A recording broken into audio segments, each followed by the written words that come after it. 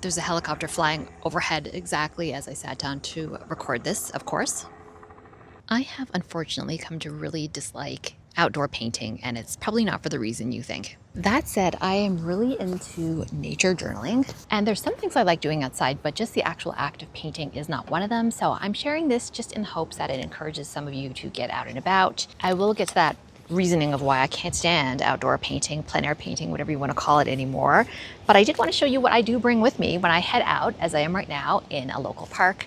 I will always have my Hahnemühle with me, and I will just bring a pencil and a kneadable eraser. I like making them into these tube shapes. That works for me. And I will find time looking around, walking around, finding things to sketch, but not paint. And here's the reason why I don't like plein air or outdoor painting anymore. Now, the issue is not that I have a problem being perceived. I mean, I'm making this YouTube video in the middle of a public space, so I don't mind people looking at me. I don't mind people looking at me making art. I think we're afraid that people are gonna judge us, but I think the average person just thinks that it's cool that you're making something. Your average passerby is not gonna be an art critic. So I hope that emboldens you if that's something you wanna do. Like, just go outside, join Urban Sketchers, or just sit outside in a park or some natural area. Don't let the fear of being perceived put you off, but that's actually not my issue. My issue is that where I live here, I'm in Toronto, Canada, we have, and I've never heard anybody talk about this as a deterrent to painting outside, not directly anyway, a distinct lack of public restrooms, washrooms, bathrooms, toilets, whatever you call them where you are. So this is TMI, but like, I cannot hold it in for hours, and you need a good amount of time if you're waiting for paint to dry. So I've pretty much stopped. So what I do instead is this. I will take my book, my pencil, my eraser with me, and I'll just do a sketch. So I'll just like roughly sketch in what I see. And then what I do to preserve color is that I will take a photo. So if I'm seeing something I like, for example, okay, normally I would just use my phone, to be honest. I swear I'm not trying to make this like more aspirational than it actually is or anything, but see, I found something I wanted to capture, just take a picture of it, right? And then that's the thing that I will use when I get home to add in the color. And I might add in some fine liners. I'm just sketching in pencil while I'm out and about. And I find that that's quicker, and I like to walk as well, so I'm not stuck in a spot for so long. I mean, that's what works for me because I'm in a city environment. But I am lucky to have a lot of like pretty parks and beautiful gardens. And also, I don't want to paint standing in front of someone's garden if I spot a flower that I really like there. Here's an example of a really cute flower I spotted in front of somebody's house, and I just wasn't going to stop there for 40 minutes to paint something, and I was standing as well. Actually, usually I take the photo first, I sketch it, I take it home, and when I'm in a more comfortable studio setting with everything that I need around me, access to water, access to my own washroom, my own private space, sitting in a comfortable chair, that's when I'll actually take the time to sketch it in. So that's how I enjoy nature journaling without having to be on site, having to be outdoors, being plein air. I have done a lot of plein air painting, especially when I was on vacation. I was on vacation in Banff and I did some outdoors. I was on vacation in Portugal and I did some outdoors, and that was fun. But I had easy washroom access at those points. Here in the city, I don't, and that really sucks about it. It's such a deterrent for me. So that is why I've kind of come to associate it with just being uncomfortable, which I don't like. This is one of my favorite parks to walk around, and just because it's handy to my house. Look at this, a few red leaves are already falling. It's September as I film this, and I might sit down with this and sketch it out while I'm here and then paint it in at home. Because for me, the part that I enjoy the most anyway about nature journaling is actually, it's not so much the painting. I enjoy painting, but what I really do like is sketching. That to me is the part of the process that really calms me down. It takes the longest as well. That's probably why, compared to the paint and when it comes to nature journaling. So I'm kind of getting the best of both worlds. I'm getting my walk in, I'm getting my fresh air, my exercise. This park is not the best for flowers, and that's usually my favorite subject matter, but it's fun to find something like this as well.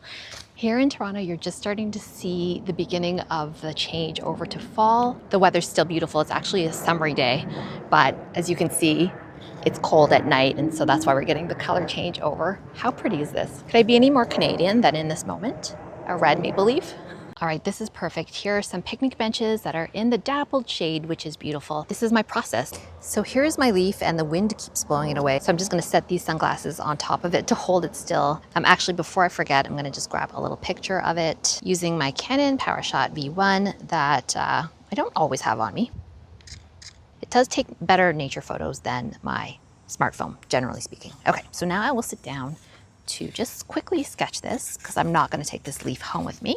It's pencil, so I don't know how well you're going to see it. I can see that I've kind of drawn it too big. What else is new with me? I don't know. I'm not after perfection. I'm kind of just after the general vibe. Then to lift up some of this tone, I'll just rub this over the top a bit. And now you'll probably hardly be able to see it at all. Yeah, it's so faint, but here. Okay, perfect? No, but done in just a few minutes, which is how I like it. Now I get to go home, basically. Okay, I'll be returning this leaf to its natural habitat, which is here in the park. I'm not normally such a, do-gooder, but if it was on like a sidewalk, I would take it, but I don't know. I'm just like, I think you're not supposed to take things out of parks, so I just leave it there. I've already had the art police after me, so I don't need to add the park police or like the naturalist police on top of it. So I'll leave that leaf there and I will head home now. And I completely forgot to mention the other reason why your girl cannot outdoor paint anymore, and that is the climate here in Toronto. We have approximately maybe 10 days that the weather is good for me anyway, to be able to paint outside.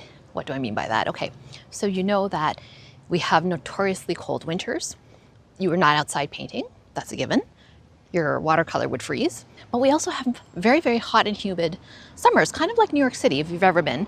It just gets roasting. I have a thyroid problem, so I can't have cold hands, and I can't boil in the sun either. So it kind of gives me like this limited time frame where I can paint outside. So that's another real deterrent to me. Let me know where you live and whether you get outside a lot to paint and whether the weather is like a deterrent for you as well. I'm now back home in my own little studio area where it's peaceful, quiet, and I have a washroom nearby.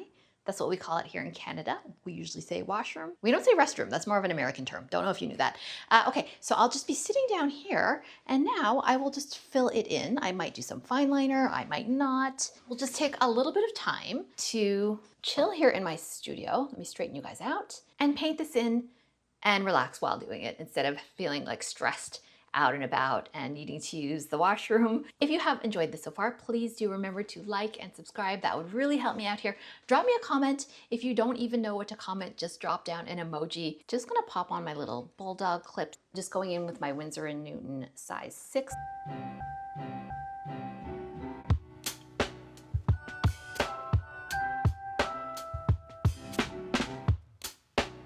Okay, I botched the first layer, I took it off, I painted it again. I'm okay with that. What I'm gonna do when this dries is go over it with a fine liner and write in the words maple leaf and the date, and that's pretty much it. So it's not looking like much right now. It's kind of just the colors. When they are more dried down, I'm gonna be able to see the pencil lines underneath, and I'm gonna trace over those with a fine liner, and it's gonna look cute. It's gonna be a nice memory of the day that we spent together. All right, thanks for hanging out with me. Remember to like and subscribe, and we'll see you in the next video. Okay, and I'm gonna cut right now to what this looked like when it's done.